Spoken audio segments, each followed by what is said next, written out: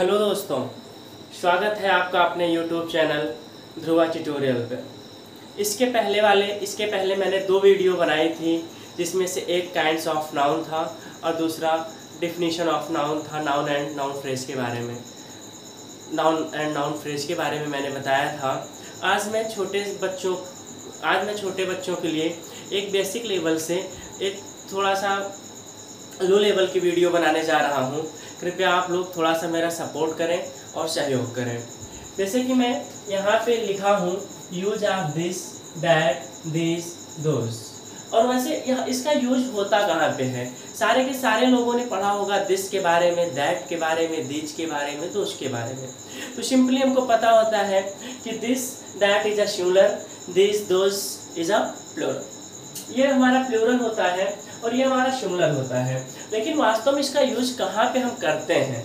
Simply अगर आपसे कोई पूछ ले कि इसका यूज होता कहाँ पे है और इसकी what is the meaning about this words, ये जो हमारे वर्ड्स होते हैं इसकी मीनिंग क्या होती है, तो सिंपली हम ऐसा करते हैं, हम ऐसा जानते हैं कि आपको बताने के लिए only for example understood to you, केवल आपको समझाने के लिए मैं इतना बता रहा हूँ कि जहाँ पे किसी भी चीज़ के बारे में हमको पता नहीं होती, ठीक, जहाँ पे किसी चीज़ के बारे में हमको पता नहीं होती और कोई बताने का काम करता है या फिर किसी और को पता नहीं होता और हम उसको बताने का काम करते हैं, तो वहाँ पर हम जो है दिस, दैट, दिस और दोस का यूज़ करते हैं।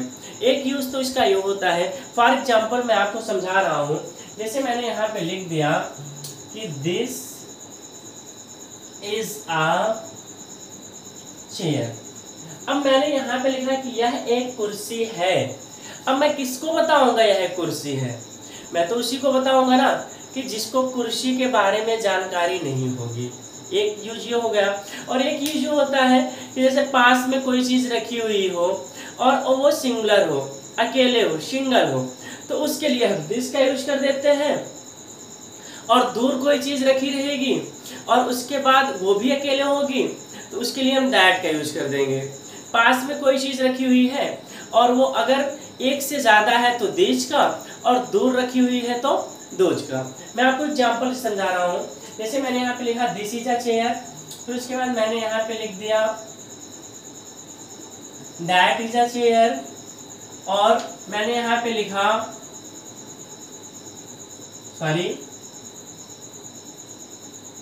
मैंने यहाँ पे लिख दिया these are boys, ये लड़के हैं।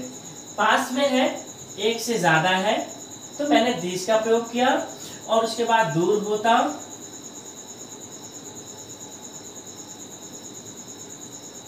those are boys। एक यूज तो इसका एक ये हो गया। और उसके बाद जैसे हम जानकारी के लिए बता दें कि जैसे आपसे अगर कोई पूछ ले कि हम कहाँ पे इट का यूज करते हैं और कहाँ पे दिस का यूज करते हैं, तो बहुत सारे लोग ऐसा बोल देते हैं कि बहुत सारे टीचर, बहुत सारे लोग ऐसे ही बोल देते हैं कि भाई जहाँ पे लिविंग थिंग्स की बात की जाए वहाँ पे दिस का प्रयोग कर दिया जाता है, जहाँ पे नॉन लिविंग की बात कर दी जाए वहाँ पे इट का प्रयोग कर दिया जाता है। बट पूरा का पूरा ये जो मेथड है पूरी तरीके से ये गलत है, ठीक। जब किसी भी चीज़ के बारे में हम पहले इंडिकेट करते हैं और पहली बार बताते हैं, तो उसके लिए सिर्फ और सिर्फ हम दिस का यूज करते हैं, और जब उसी के बारे में हम दूसरी बार बताते हैं तो वहाँ पे हम इट का यूज कर देते हैं। जैसे मैंने यहाँ पे लिखा दिस इज अ चेयर। अब बोल दिया जाए कि यह लकड़ी का बना है, तो it is made for would, it is made of would, वो लकड़ी का बना हुआ है, ठीक। और अच्छा, क्या आप लोग ये जानते हैं, क्या आप लोगों को ये पता है कि हम जब नाम की इंग्लिश लिखते हैं तो हम उसके बीच में ए लगाते हैं।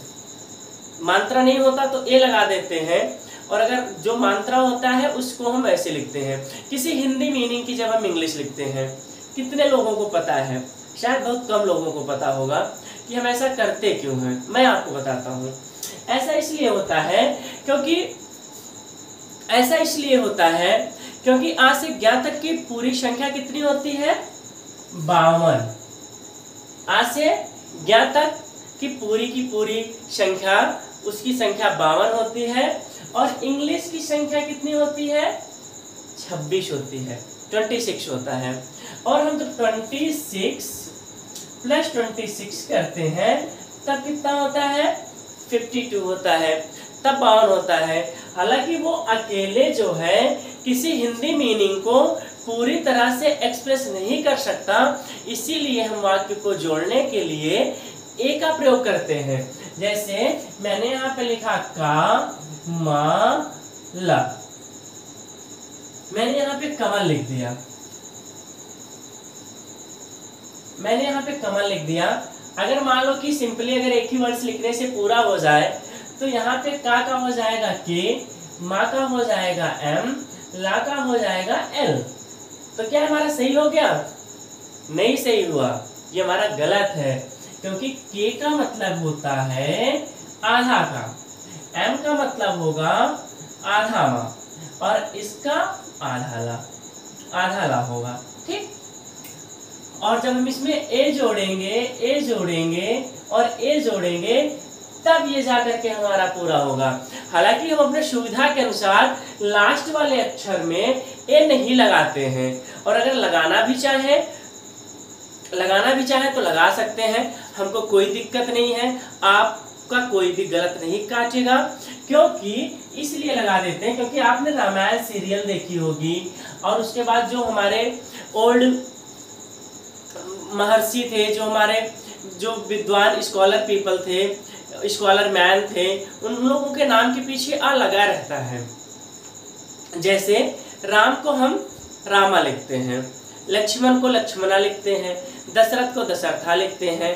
तो ये सारी की सारी चीजें ऐसी लगा दी जाती हैं, मतलब ये उसमें जोड़ दिया जाता है उसको पूरा करने के लिए। ठीक। तो आज हम आप लोगों को बस यही इतना बता रहे हैं। नेक्स्ट वीडियो में हम प्रोनाउन लेकर के आएंगे, और प्रोनाउन की पूरी तैयारी अच्छे तरीके से आप लोगों को करवाएंगे। प्लीज़ आप हमारे चैनल को सब्सक्राइब जरूर करिए। Thank you.